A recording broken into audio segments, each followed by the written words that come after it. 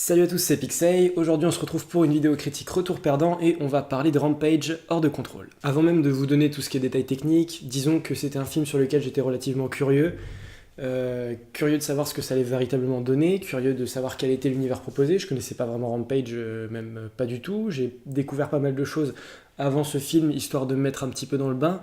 Mais sur le plan aussi acting, je me posais des questions. Sur le plan formule proposée dans le film, par le métrage, quoi. Mais ce sera plutôt des réponses mitigées, voire négatives, concernant aussi par exemple Dwayne Johnson, voilà, sur lequel j'avais quelques questionnements, quelques interrogations. Et c'est plus après pour le futur, pour l'après 2017-2018. Enfin voilà, Dwayne Johnson, c'est un mec que j'attends plutôt tournant sur des prochains films. Et ça va tourner beaucoup autour de lui, je pense, cette critique, parce que j'ai pas mal de choses à dire vis-à-vis de lui par rapport à ce film. Sinon, c'est réalisé par Brad Pitt, c'est un réalisateur qui nous avait servi, je dis bien servi, San Andreas et Voyage au centre de la Terre 2, voilà. Des films ni à faire, enfin ni fait ni à faire, voilà, disons. Et par rapport à ce que je me demandais, donc voilà, on retrouve Dwayne Johnson et la ravissante Naomi Harris. Et voilà. En fait, Dwayne Johnson, c'est un serveur. Dans le monde d'Hollywood, dans le monde du cinéma, c'est un serveur. C'est un mec qui t'apporte ce que t'as commandé. Mais des fois, c'est un peu cher payé quand même. Tu te dis, bon, autant parfois, voilà, t'as savouré, c'était sympa, et t'as trouvé un bon moment avec un acteur qui sait se donner, qui sait te faire marrer, parce que c'est un bon acteur. Je pense que c'est pour ça qu'on l'apprécie aussi. Enfin, l'air de rien, ce mec, c'est juste un gars qui sait te proposer un truc sympa, qui vient t'apporter du cinéma. Mais parfois aussi, c'est clair que je sais que beaucoup de gens se sont déjà posé la question, d'autres youtubeurs, d'autres critiques, d'autres personnes, d'autres passionnés de cinéma, de se dire aussi, putain, Dwayne Johnson, est-ce qu'il gâche pas un peu ses talents à continuer à ronronner dans ce genre de cinéma-là, ce genre de cinéma action-catastrophe, presque à la ligne, à la frontière du navet. C'est clairement le cas avec Rampage. Et oui, la réponse de ce soir, c'est oui, évidemment. Là, je pense que maintenant, je ne peux que confirmer que ouais, ce mec est quand même en train de gâcher ses talents, est en train de perdre du temps, il prend quand même un peu de l'âge. Et le jour où on va se retourner sur sa filmographie, on verra un mec qui nous a fait du bien, qui était sympa, voilà, mais est-ce qu'il a marqué vraiment le coup? Bah non, voilà, non. Et c'est pareil pour Rampage, on va peut-être commencer, enfin je vais peut-être arriver finalement à parler du film, mais voilà, avant tout je voulais parler de Dwayne Johnson, qui fait du Dwayne Johnson. Et sinon Rampage c'est quoi? C'est un film qui s'en bat les couilles, c'est un film qui fuck la logique, c'est un film qui s'en fout de tout, quoi, voilà, qui avance, voilà. C'est clair que c'est pas un film qui, même s'il y a pourtant des longueurs, je trouve, au milieu, c'est pas un film qui se prend la tête, et c'est ça qui est dommage, quoi. Il y a aucune complexité autour du film, c'est pas fourni de tension, c'est pas intense à suivre, c'est pas ultra chambé, c'est pas hyper intéressant. Sur l'action, c'est sympa, mais sans plus. J'aimerais aussi parler de la 3D avant que j'oublie ce sujet. La 3D, on peut s'en passer, mais c'est pourtant dommage parce que là aussi, je pense qu'on a gâché quelque chose. On aurait pu marquer le coup là aussi. On a une super bonne scène d'intro dans l'espace, et forcément, c'est en gravité zéro, donc on a plein de trucs qui flottent, plein d'objets. Et même si c'est pas foufou en termes de 3D, je pensais que ça commençait à être intéressant dès le début. Je me dis, bon, au moins, il y a des débris qui flottent. On voit qu'on va vraiment avoir des éléments en profondeur, des éléments qui vont arriver vers nous à l'écran. Donc ça aurait pu être cool. Voilà, le film commençait pourtant pas si mal. Vraiment, les 20 premières minutes, 20-25 premières minutes, s'annonçait pas mal. C'était tout ce qu'il y avait de plus sympa à suivre. L'histoire était cool. L'introduction des personnages, l'introduction de l'intrigue, tout était bien expliqué, tout était bien formulé. Dwayne Johnson était super sympa à suivre. Et à partir du moment où les animaux commencent à grandir, ça se barre totalement dans tous les sens. Ça perd tout de suite totalement l'intérêt du film. L'intérêt premier, l'intérêt de l'introduction, tout est tout de suite réduit. Ça devient médiocre, ça redescend tout de suite d'un cran, et voilà, du milieu du film, enfin, allez, fin du début jusqu'à la fin du film, ça devient moyen, linéaire au possible. Mais sinon, on va peut-être en venir au résumé un jour. Donc voilà, oui, Rampage Hors de Contrôle, ça parle d'animaux qui deviennent tout d'un coup géants, d'un gorille, d'un crocodile et d'un loup. Donc en fait, il y a une société américaine qui a créé une société de biologie qui a créé des agents pathogènes en pensant pouvoir sauver des vies, guérir des maladies incurables. Ils perdent un peu le contrôle de ces trucs-là, et en fait, pour faire tout ce qui est test, ils allaient faire ça dans l'espace, histoire de ne pas contaminer la planète Terre, ce qui est pas con. Mais ces connards, il y a eu une catastrophe sur la station sur laquelle ils faisaient leurs expériences, et ces connards, bien entendu, demandent, première connerie du film, ils demandent de ramener les échantillons du projet sur Terre, évidemment. La capsule de sauvetage qui est extrait de la station vient se cracher sur Terre, bien entendu, donc les agents pathogènes se diffusent dans la nature et viennent contaminer un gorille, un crocodile et un loup. En termes d'histoire, de scénario, voilà, comme je vous l'ai dit, c'était plutôt intéressant au début. En fait, ce qui se passe, c'est qu'au début, on suit George, qui est donc le gorille, qui est un gorille apprivoisé qui vit dans une réserve, une espèce de zoo à San Diego, et dont le soigneur n'est autre que Dwayne Johnson. Il y a vraiment une relation qui se tisse. Donc là, on a du côté un petit peu King Kong, la planète des singes. J'ai tout de suite regretté par contre qu'il y ait des gorilles en synthèse. Ça aurait été sympa peut-être que seul George soit fait en synthèse pour montrer qu'il est albinos, il n'est pas pareil, que c'est vraiment le meneur, qu'il est un peu plus costaud que les autres. Mais sinon, c'est quand même dommage d'avoir vraiment pas joué la carte du gorille à 100% avec d'autres gorilles qui auraient pu être véritables, surtout que ça se passe dans un zoo, donc je veux dire, c'est peut-être pas un véritable zoo, je sais pas s'ils sont vraiment allés au zoo de San Diego ou dans une réserve de San Diego pour tourner, mais t'es dans un zoo au début du film, et déjà le premier contact que tu as avec les animaux, c'est que c'est des animaux CGI. Merde, dommage. Alors après, bon oui, c'était aussi le cas dans la planète des singes, mais la planète des singes avait quand même l'audace aussi de te faire interagir ces animaux d'une façon qui te foutait sur le cul, surtout dans le premier. Mais là, c'est des gorilles, c'est tout, voilà. Et en gros, Dwayne Johnson est en train de former 2-3 stagiaires pour leur montrer comment ça se passe. Et même ces personnages-là, tu sens qu'il y a une petite bande au début. Donc il y a un mec avec sa copine, plus ou moins, enfin voilà, les 2 élèves, plus un mec un peu de la sécurité qui est là pour vérifier que tout va bien. Il y a une petite bande, ils sont en train de se marrer, ils sont en train d'apprendre. Et je sais pas pourquoi, mais à partir du moment où on se tire de San Diego, on va plus du tout parler de ces personnages. C'est vrai qu'on a ces personnages totalement inutiles. Comme je vous le disais, l'aspect, franchement, mais je m'en fous, useless. On bat les couilles, frère. On en reparlera plus, parce que c'est eux qui introduisent un petit peu le contexte du film, qui te racontent ce qui se passe, d'où on démarre, qui vont même aussi distiller une petite touche d'humour qui va parfois revenir au mauvais moment dans le film, mais parfois au bon moment. Je veux dire, dès le début du film aussi, il y a un humour qui se crée, avec une scène avec un fuck, avec un doigt d'honneur, qui est plutôt pas mal, qui te fait sourire, et franchement, j'ai explosé de rire à ce moment-là. C'est un truc, c'est un doigt d'honneur, je peux pas vous raconter comment c'est fait. Mais tu t'y attends pas, clairement tu t'y attends pas. Ce que je peux vous dire, c'est juste que c'est George qui fait un doigt d'honneur, et tu le sentais pas du tout venir. Enfin voilà, il y a vraiment une intelligence qui s'est créée, voilà, comme dans la planète des singes, une relation entre l'homme et l'animal. Et voilà, rien que ça, les 20-25 premières minutes du film sont plutôt riches, sympas. Et après, boum. Parce qu'ensuite, il y a un méchant qui va se révéler. Enfin, c'est la corporation qui a créé l'agent pathogène qui en fait fait office de méchant. Mais c'est des méchants tout cramés, tout moisis.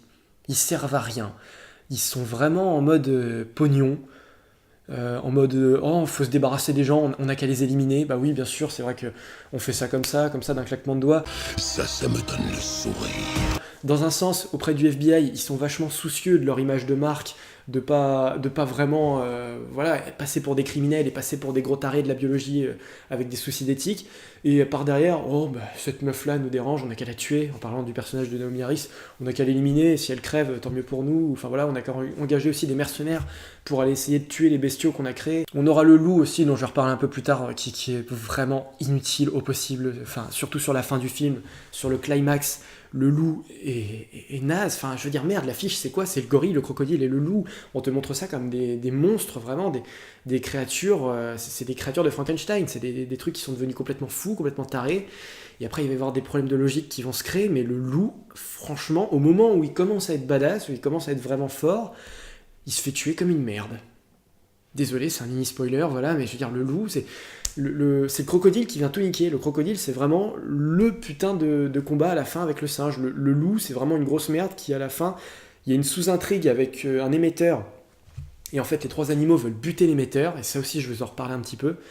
Et une fois que l'émetteur est buté, ensuite c'est le combat entre les 3 animaux. Et là on aurait pu vraiment faire un combat en triangle, mais vraiment intense, de se dire c'est pas juste un contre un. C'est là aussi que le film aurait pu se démarquer d'un King Kong versus Godzilla, parce que malgré lui le film va y ressembler, parce qu'à la fin c'est le crocodile contre le gorille. Et moi je pensais que ça allait vraiment être les 3 qui allaient se mettre sur la gueule, que peut-être, je sais pas, je m'attendais déjà à ce qu'il y ait peut-être un petit teasing d'une suite avec l'un des 2, loup au crocodile, qui va survivre ou qui va être, je sais pas, enfin... Et non, pas du tout, c'est vraiment pas ça qui se met en place, c'est le gorille à la fin qui va se fighter contre le crocodile après que le loup soit mort comme une merde, et le crocodile, bon j'en suis plus à ça après, je spoil, hein, voilà, je vous préviens, je spoil, le crocodile à la fin va se faire buter, non pas sans mal, hein, vraiment il y a une baston qui se tisse, qui est vraiment assez forte, sans être spectaculaire, sans être si épique que ça, mais sinon voilà, pendant tout le film on te parle du loup, c'est ça qui me fait chier, quoi. Il y a les mercenaires qui vont le traquer. À un moment, il y a un petit... J'en viens maintenant à ce qui me dérange. Il y a un mode coopératif, parce que je peux pas appeler ça autrement. Il y a un mode coopératif qui va se créer entre George et ce loup, puisqu'en fait, à partir du moment où il y a l'émetteur que les méchants ont placé au sommet de leur tour pour ramener les animaux au centre, tu sais pas pourquoi ils veulent faire ça. Franchement, à un moment, ils en ont parlé dans le film, mais j'ai vraiment pas compris l'idée de rassembler les créatures dans Chicago. Il y avait un intérêt économique ou je sais plus quoi, mais tu te dis, mais ça c'est pas... On se marche sur la tête. Même si c'est les méchants du film, même s'ils cherchent à sauver les miches et à passer pour les bons de l'histoire et à emporter leur pognon, je veux dire, aucun méchant ne va risquer le coup de... Ils sont dans une tour. La tour, c'est la tour dans laquelle ils bossent, quoi. C'est la tour de leur corporation. C'est une tour très célèbre, d'ailleurs, je vais vous mettre le nom en bas, mais c'est la plus haute tour de Chicago. Et leur idée, c'est de se dire, mais tiens, putain, mais oui, mais c'est normal, on a 3 monstres vraiment gigantesques, on a qu'à les ramener sur notre tour pour que tout se pète la gueule, pour qu'ils viennent se fighter, et comme ça, on va démolir nos installations. Ah, cette putain de logique, franchement, voilà. Et c'est là-dedans qu'on retrouve Dwayne Johnson à chaque fois. Enfin voilà, putain, le gars a réalisé San Andreas et Voyage au centre de la Terre, quoi. Je me demande si même San Andreas était pas mieux foutu dans un sens, putain. Et pour en revenir à ce mode coopératif, une fois qu'il prend fin, parce qu'en fait, avec les modifications biologiques, les modifications génétiques qui se sont faites après la diffusion de l'agent pathogène dans leur corps, ils ont un espèce de gène en commun avec une chauve-souris, je ne sais plus quoi, qui font que voilà, cet ultrason qui est diffusé par les méchants, ils peuvent pas s'en débarrasser, et le seul truc qu'ils ont envie de faire, c'est de se regrouper autour de cette tour pour la démolir avant toute chose. À ce moment-là, tous les 3, ils escaladent la tour, ils butent tout ce qui se met en travers de leur chemin, parce qu'il y a l'armée, il y a les flics, voilà, toutes les forces, le FBI, les je sais plus quoi, peut-être les Marines, c'est tout le Bataclan qui vient à ce moment-là pour essayer de les buter. Ils sont tous là à s'entraider, franchement, les 3, à limite se sauver les uns les autres pour buter tout ce qui bouge et essayer de balancer l'antenne. Et une fois que l'antenne est pétée, là, ils commencent seulement à se battre entre eux. C'est quand même bizarre, je sais pas, enfin je veux dire, à partir du moment où ils sont l'un face à l'autre, même s'il y a cette putain d'ultrason, dire un gorille génétiquement modifié avec un loup volant, enfin je veux dire, bon, là pour le coup les modifications génétiques sont toutes pétées, mais c'est ce qu'on voulait voir, donc ça je peux pas reprocher, mais un loup qui vole avec des crocs acérés, avec des pointes de porc-épic carrément, tu te dis, enfin c'est vraiment devenu des abominations le truc, donc pourquoi déjà à ce moment-là, pourquoi ils se fightent pas entre eux, plutôt que de coopérer à buter cette antenne, ils devraient déjà être suffisamment perturbés, suffisamment agressifs pour se fighter l'un l'autre pendant ce temps-là. Donc voilà, ça n'a vraiment aucun sens. Tout le long du film, on cherche à te trouver des raisons génétiques, des raisons scientifiques, des trucs, oui, mais forcément, on a des histoires d'antidotes, on a des histoires de croissance accélérée, etc. Et non, mec, non, cherche pas à t'embarrasser avec ça, quoi. Continue ton délire un peu navet, à la frontière du navet, et assume, mets plus d'humour dans ton film, parce que limite, il n'y en a pas eu assez, il n'y en a peut-être pas eu au bon moment. C'est surtout au tout début et à la toute fin qu'il y en a, avec cette blague signature du fuck qui est là, mais sinon au milieu tu te fais un peu chier parce que Dwayne Johnson ne rigole plus, il se prend une balle dans l'abdomen, il fait semblant de mourir, il revient après, mais le mec, tranquille quoi, comme un prêtre le jour du Seigneur, le mec il a plus rien, voilà, normal. Du Dwayne Johnson en puissance, mais je veux dire, je commence à en avoir un peu marre que le gars accepte qu'on utilise ça encore sur lui, qu'on utilise ce genre de ficelle et de stratagème. Même dans Baywatch et dans Jumanji, putain, le gars était sympa, c'est ce que je vous dis, le gars c'est te servir parfois sous l'apparence d'un film moyen ou médiocre, qui t'attire pas tant que ça, une comédie des plus banales, des plus américaines, dont nous Français on peut se passer très clairement, hein, je pense. Le mec arrive quand même à te servir de la fraîcheur, Baywatch qui est pas indispensable, il est pas obligatoire de l'avoir vu, mais si tu... Franchement, quand on le voit, c'est sympa, c'est vraiment marrant, il y a une bonne petite histoire, il y a des bons contacts, il y a des bonnes relations de personnages, et jamais tu te fais chier, jamais tu te désintéresses des personnages, ils sont toujours là à venir s'accrocher, ils sont très attractifs. Par contre là, Dwayne Johnson a su devenir peu intéressant à un moment du film, alors qu'il démarre toujours très bien. Voilà, c'est ça que je pige toujours pas. C'était très bien au début, ça commençait bien. Enfin, ce que j'appelle très bien, c'est dans la moyenne des personnages de Dwayne Johnson. Donc voilà, suffisamment intéressant, suffisamment fort pour venir, moi, me captiver et vraiment me faire regarder l'écran avec toute l'attention qu'il faut.